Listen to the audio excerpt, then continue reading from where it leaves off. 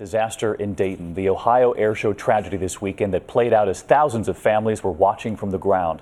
The pilot and the stunt woman both died, and tonight we've learned that the woman's fiance was among the spectators, just as investigators now ask for help from anyone there taking photos.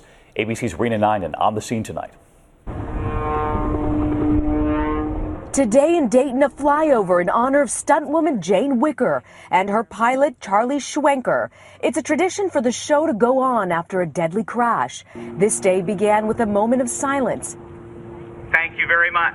You never want anything like that to happen, especially, there's not many women in aviation today. A day after that fiery crash in front of thousands of spectators, NTSB investigators were poring over the plane's wreckage, asking witnesses and members of the community for photos and videos.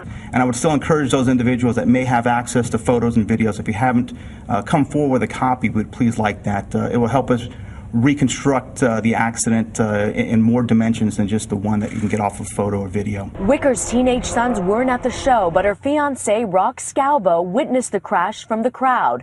Wicker's ex-husband, also in the business, back in April talked about how Scalbo, he and Jane worked as a team. He's making sure that the airplane's, in great shape because he wants to make sure she gets back okay. I'm caring for her because she's the mother of my children and I don't want to see anything happen to her. The art of wing walking makes the perilous look effortless. These awe-inspiring acrobatics are performed a few hundred feet above ground, usually too low for a parachute to work. There were no radio communications or even a distress call. Investigators say they'll issue a preliminary report later this week with the basic facts, but it could take 6 months to a year to determine the exact cause of the crash.